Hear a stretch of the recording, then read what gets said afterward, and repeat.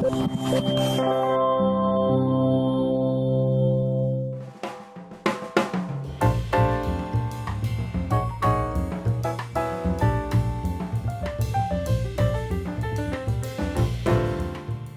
dia, boa tarde, boa noite e boa madrugada para os notívagos. Estamos aqui, episódio 3 do Levante.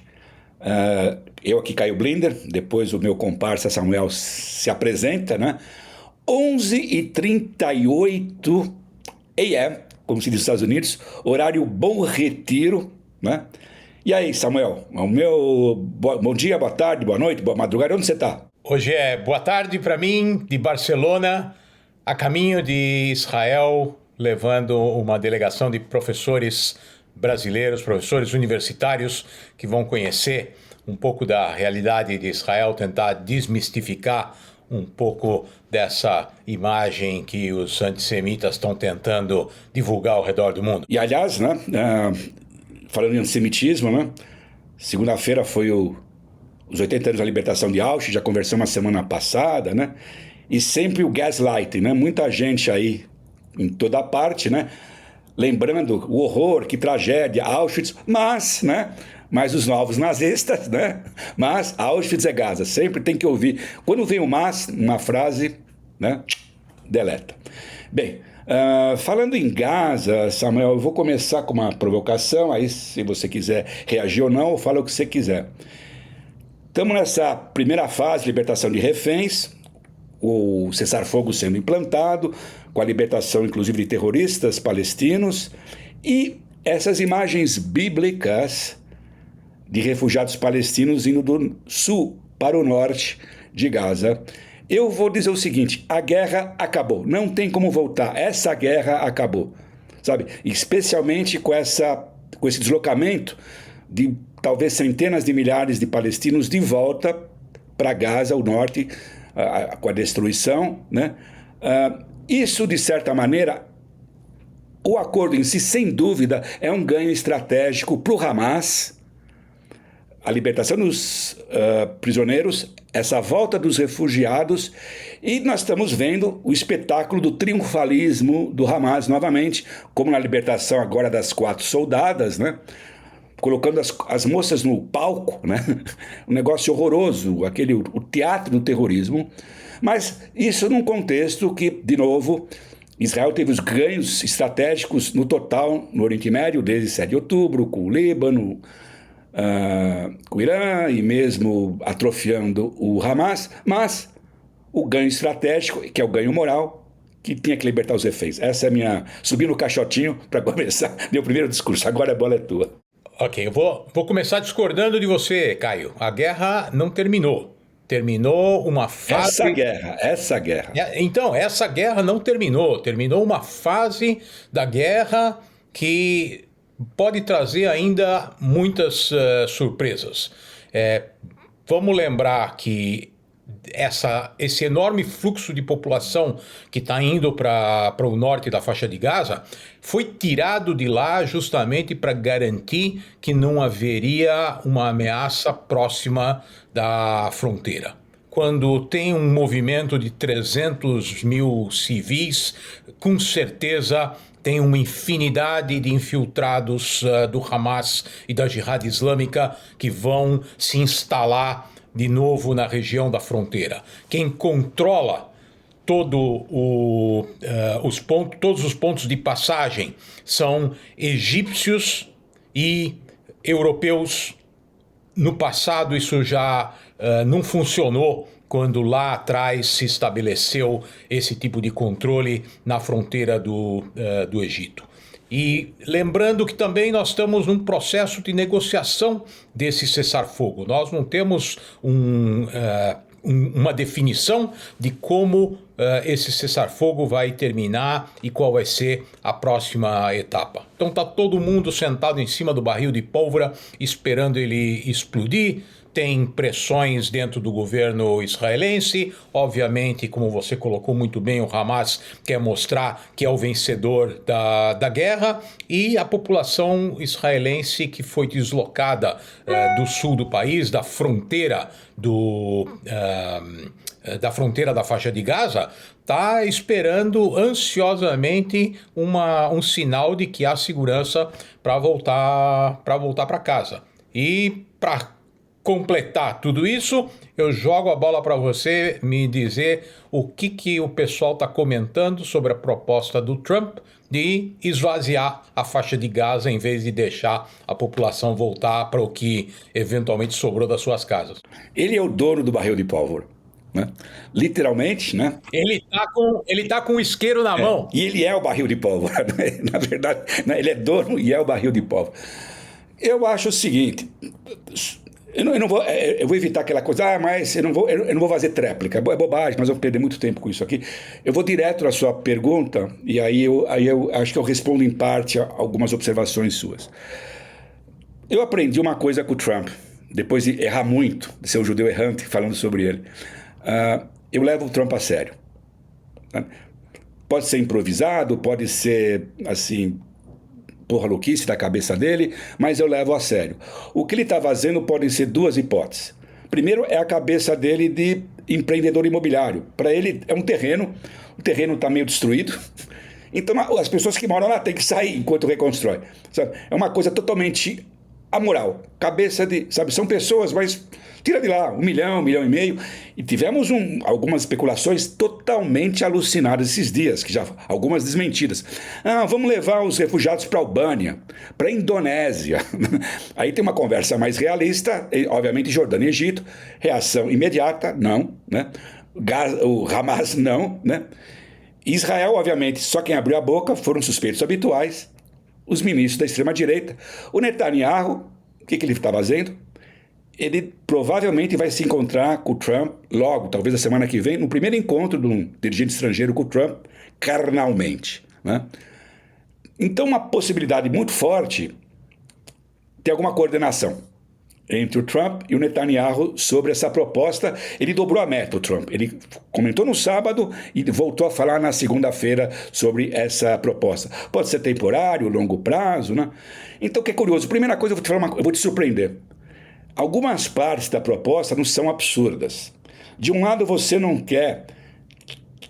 quer resolver o problema de Gaza. E de segundo ponto, numa metáfora que eu li, você não pode tratar os palestinos como um pepino, um pico, que ficam dentro da jarra preservando a causa palestina.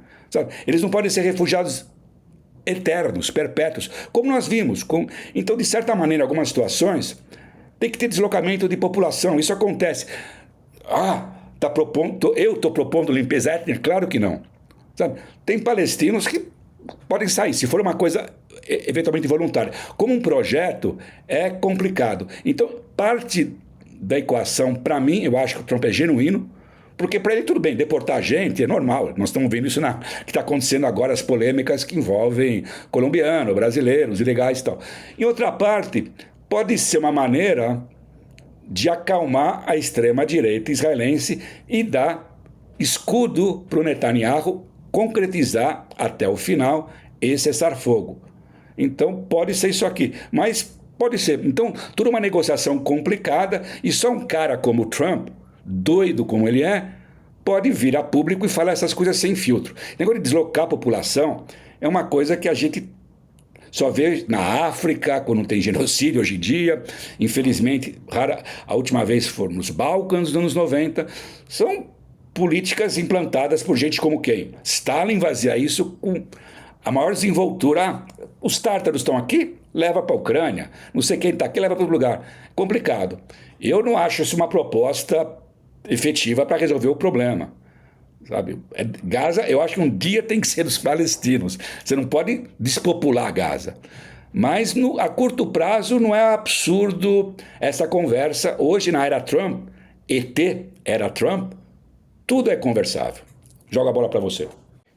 Eu queria acrescentar um aspecto interessante nessa tua análise, Caio. Da mesma forma como o Hamas alegou que o 7 de outubro trouxe a questão palestina de volta para as manchetes, aqui o que o Trump está fazendo é trazer a questão da viabilidade de os refugiados continuarem sendo um elemento que mantém essa demanda. Eu escrevi uma pequena nota sobre isso, tentando incorporar ao que o Trump falou, as mensagens que a ex-parlamentar israelense Einat Wilf colocou no livro dela, A Guerra do Retorno. Ótimo livro. Onde o centro da ideia é de que, enquanto os palestinos continuarem a se apresentar como refugiados, enquanto as demandas das lideranças palestinas continuarem sendo irredentistas, não tem solução para o problema palestino. E aqui o Trump vem dar um banho de água fria na questão dos refugiados. Ele já suspendeu o apoio americano para a agência Palestina para os refugiados da ONU para os palestinos, portanto, eles provavelmente deixam de ter capacidade de atuar na maior parte dos locais. Israel já proibiu que eles atuem nas áreas sob controle de Israel, porque ficou provado que o Hamas e a Jihad Islâmica utilizaram as instalações dessa organização para se proteger da retaliação israelense e para manter os reféns presos lá. Então, o que nós temos aí é um tremor, talvez não um terremoto, mas um tremor que de alguma forma traz esse tema de volta para a discussão.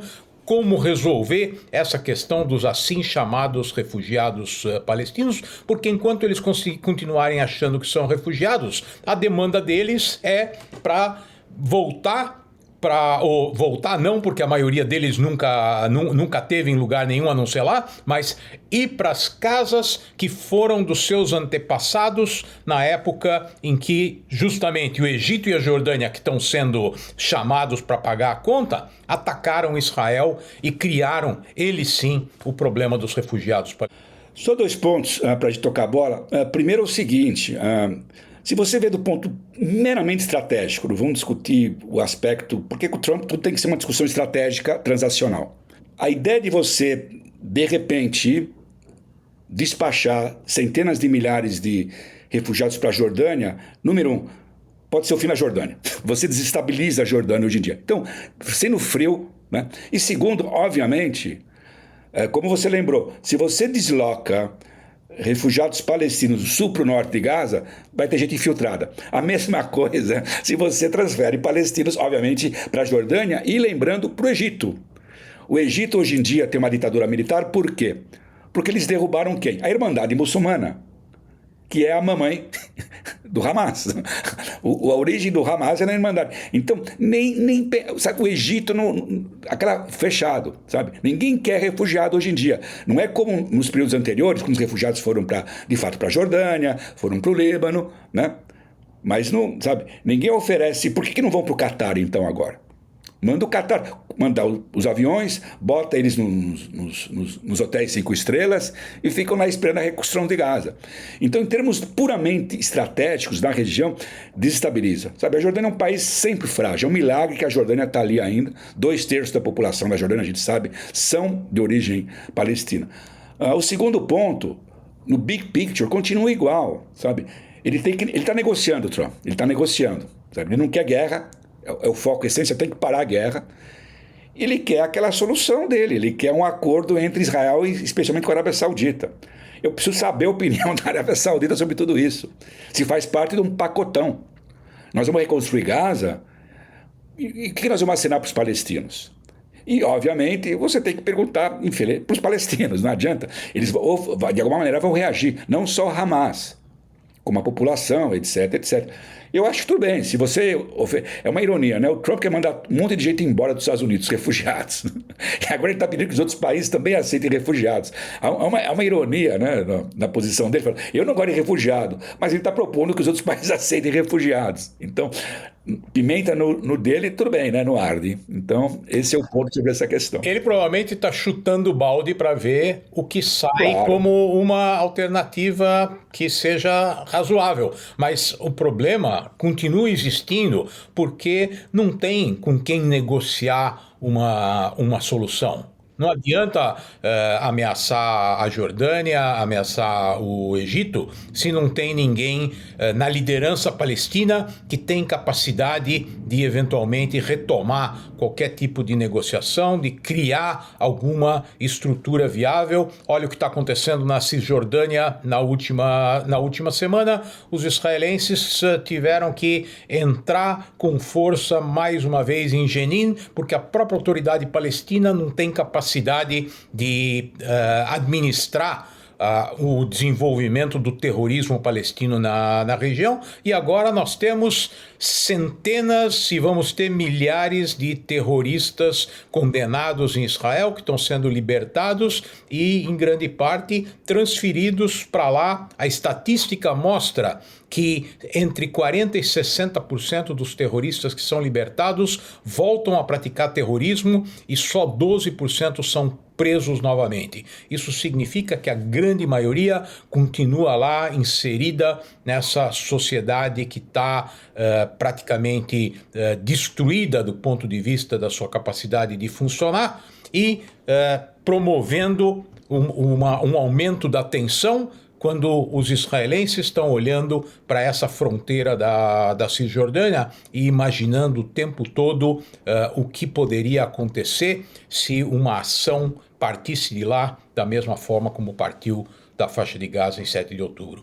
Sobre isso, você queria até comentar uma coisa sobre o debate e muito umas pesquisas sobre pena de morte em Israel.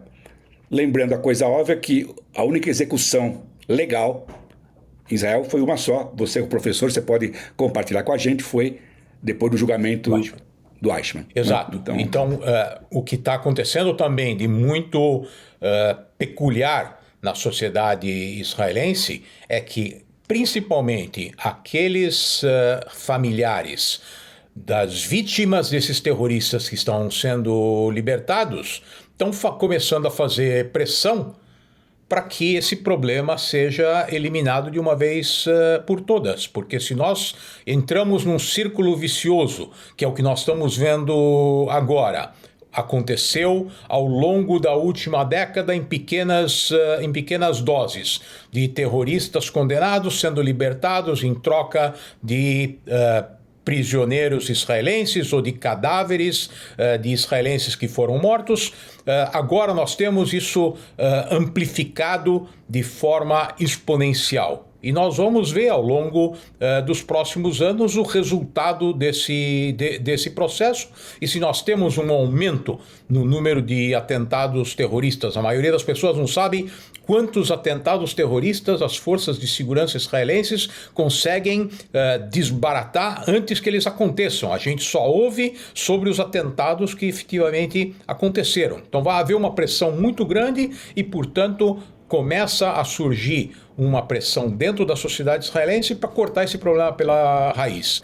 Prisioneiros, terroristas palestinos que tenham sido condenados a várias prisões perpétuas por matar israelenses, em lugar de prisões perpétuas, vão ser condenados à morte, e isso impede que eles possam ser libertados e voltem a praticar atentados terroristas. É revolucionário na sociedade israelense, tem muita coisa a ver com questões religiosas, que não é a minha área, portanto não vou tocar aqui, mas tem que reconhecer que há uma mudança na sociedade israelense e uma pressão para que isso seja pelo menos discutido.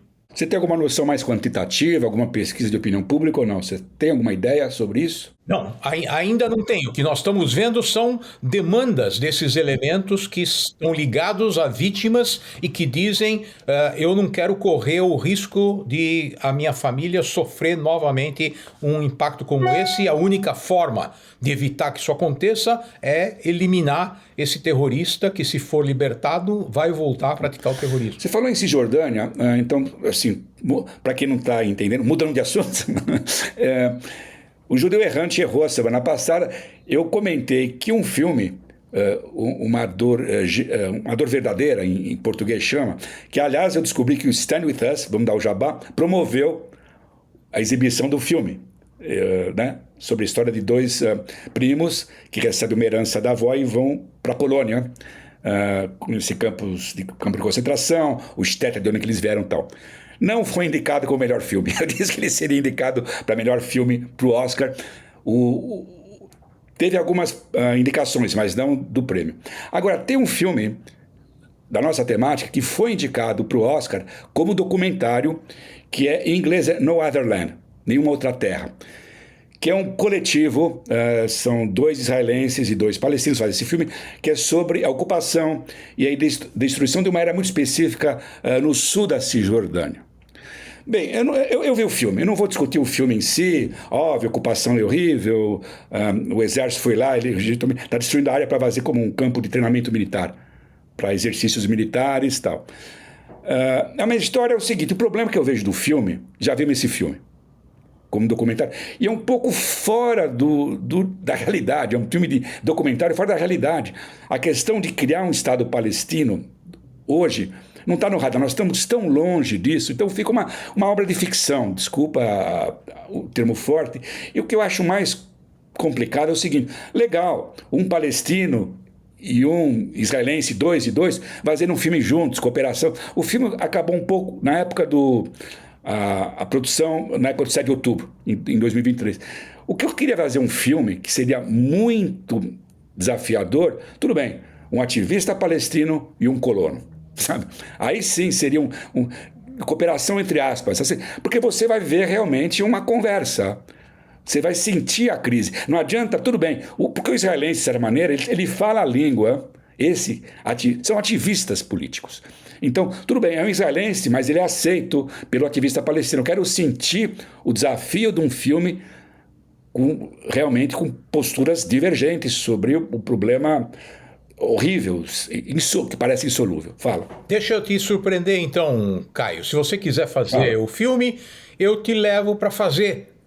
Eu conheço locais na Cisjordânia, tem um assentamento israelense chamado Tecoa, que está ao sul de Jerusalém, que está ao lado de um vilarejo palestino, e onde existe uma enorme interação entre essas duas populações, que em muitos casos é a norma da Cisjordânia. Na década de 1970 era a norma. As pessoas interagiam, não tinha fronteira, praticamente não havia a hostilidade que existe nos dias de hoje. Obviamente, se nós olhamos para o que fizeram esses colonos radicais há pouco tempo, que entraram num vilarejo palestino, queimaram casas, queimaram um carro, quase mataram o palestino que estava dentro do carro, isso tem que ser condenado, isso tem que ser tratado como terrorismo pelas autoridades israelenses. Mas quem se interessar e realmente quiser identificar o que acontece na prática, em muitos casos na Cisjordânia, vai poder encontrar elementos de cooperação onde as duas populações sabem que eles têm que conviver naquele território, pelo menos até que eventualmente seja encontrada uma outra alternativa, e eles realmente convivem. Os palestinos prestam uma série de serviços nas comunidades israelenses, os israelenses fazem compras nas lojas, nos bazares dos palestinos, e se você quiser fazer um documentário a respeito, eu estou à tua disposição. Não, você tem que achar um palestino disposto a fazer tem que ser um coletivo, uma coprodução palestina-israelense. Tudo bem, tudo que você falou, não vou questionar. Você falou em convivência, eles estão lá. Mas aí eu vou ser o meu velho judeu de... mas é uma ocupação. A não ser que alguém tenha uma postura política que aquele território, por razões bíblicas, estratégicas ou histórias, eventualmente venha a ser anexado, a busca tem que ser de uma solução que leve, em algum dia, talvez no século 23, 24, não sei, a um Estado palestino. Mas, tá, fala. Agora, Caio, eu vou divergir de você na utilização do termo ocupação. Então, isso virou praxe, chamar de ocupação, mas vamos dar o nome aos bois. A Cisjordânia é um território em disputa que foi conquistado pelos israelenses da Jordânia, que havia anexado ilegalmente esse território em Tá. 1948. Tá. E os acordos de Oslo, que deveriam ter levado a uma Não solução, levaram até agora, tá. fracassaram. Então, Tá, não, tudo bem, Mas o fato que é um território disputado, a sem gente dúvida. sabe que. Não vai, não, o ponto essencial é o seguinte: se um dia tiver um Estado palestino, vai ser lá. Não vai ser na Indonésia, não vai ser na Albânia, como a gente não queria que fosse Uganda nosso, né? Em Madagascar, né? Não era para. Ou na Argentina, imagine. Hoje em dia, talvez eu. Né? Estado judeu na Argentina, né? Quem sabe? Escuta, eu queria antes, falando em Argentina, olha, sem querer, eu entrei no que eu queria. Um ouvinte assíduo, nós temos só 2, por enquanto, episódios, além dos pilotos. Nós temos que fazer 2 jabás sempre. Lembrando, além que nós somos do Bom Retiro, ex-aluno da onde? Do Renascença. Aluno do Renascença como nós. Mas falou, não dá meu nome, mas eu quero que você vá lá e dá um jabá, não precisa receber nada, de um restaurante em Buenos Aires, judaico, chamado Michigan. E eu fui ver, o restaurante está em tudo quanto é lista, entre os melhores da América Latina. Ele foi fundado há 10 anos. E o que é interessante é o seguinte, é ecumênico. Por que ecumênico? Não é só comida que é do shtetl, que as nossas... Eu sou judeu da Ucrânia, que minha avó vazia, minhas avós vaziam. Mas é tudo. Tem comida judaica da Europa Oriental, do Mediterrâneo, do Oriente Médio e cozinha argentina judaica, judia. Né? Então, tá feito o jabá. Dica de um ouvinte, restaurante Michigan, né? Desculpa, tem muito goi que que nos ouve também. Né? Talvez nem todo mundo sabe o que é Michigan. É louco, né? Tem que falar que é louco. Tá bom. Mas, Caio, deixa eu fazer uma observação para aquele pessoal que já está anotando e gostou da dica. A Argentina, infelizmente, já não é o que era no ano passado. Os brasileiros iam para Buenos Aires, se esbaldavam, andavam de táxi para lá e para cá, sem fazer conta, escolhiam o restaurante que queriam.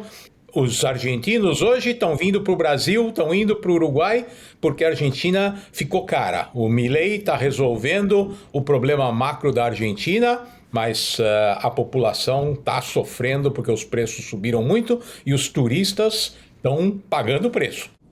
Então vamos voltar aqui para o Bom Retiro.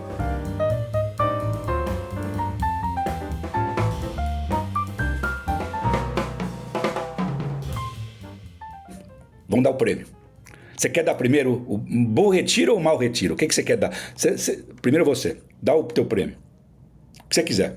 Eu vou ser atrevido, vou dar o bom retiro para o presidente Trump, pela chacoalhada que ele deu na questão dos assim chamados refugiados palestinos. A gente destrinchou um pouco isso aqui, eventualmente solução ele não tem, mas ele teve o atrevimento, e se o Hamas achou que trouxe a questão palestina para as manchetes de volta com o 7 de outubro, o Trump agora trouxe a inviabilidade da ideia de refugiados palestinos para as manchetes, e agora alguém vai ter que lidar com isso. Eu vou ser salomônico. Como você deu um bom retiro para o Trump, antes de dar o bom retiro, eu vou dar um mau retiro para o Trump. Tá? Salomônico. Eu vou dar um mau retiro para o Trump por ter a ousadia e a infâmia de comparar os reféns em Gaza, que nem todos, a gente sabe, nem todos eram judeus, tinha muitos muçulmanos, tinham gente da Tailândia, né, do Nepal, se não me engano, comparou os reféns aos criminosos que ele perdoou, os criminosos condenados pela invasão do Capitólio, que ele chama de reféns. Como ele chama, cria essa falsa equivalência. Então, mau retiro para o Trump por fazer essa equivalência. Agora, meu prêmio bom retiro que quero dar é para o livro que ganhou o prêmio do melhor livro judaico, National Jewish Award, melhor do ano, que é um livro que eu vou mais ou menos traduzir para o português, saiu em hebraico e em inglês, né? A autora é a jornalista Li Yaron. A minha pronúncia em hebraico está ruim. Yaron, Yaron, Y-A-R-O-N. Ela tem 30 anos, é a mais jovem premiada com esse prêmio. O nome do livro, vou traduzir para o português, é 7 de outubro, 100 histórias humanas. É um livro de uma reportagem. É um livro que ganhou. O que é legal é o seguinte, o colaborador dela no livro é o marido, chama Joshua Cohen. Ele já ganhou o mesmo prêmio e também o Pulitzer por sua ficção em 2021, que se chama Netanyahus. É uma ficção sobre a família Netanyahu. Mas esse livro, bacana. Então, e o nosso amigo Amir Tibon, que nós comentamos aqui, o livro Gates of Gaza, ele também está premiado. Tem várias premiações como livro do ano. Ele também ganhou um prêmio. A gente sabe que o livro dele, a história do Kibbutz Nahal Oz, onde ele morava com a família, etc, etc, foi premiado. Quer falar mais, Samuel? Ou você quer almoçar? Já é tarde para você. Já é tarde. Já que estamos na era dos jabás, eu vou convidar todo mundo que está nos assistindo, que gosta dos temas que a gente aborda, para se inscrever no meu curso online Decifrando o Oriente Médio. www.profeldberg.com.br. Entrem lá no site, se informem e tenho certeza que aqueles que se interessam pelo tema têm muito para aprender. Obrigado a todos e até a próxima com mais reféns libertados. Valeu. Eu não tenho nenhum alto jabá, então eu só tenho para dizer, pessoal, até semana que vem.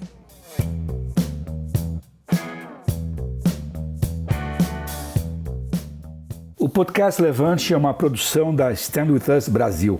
Captação e edição, Victor Livy. Direção e finalização, Dinho Lima. Identidade visual, Camila S. Kuckerman.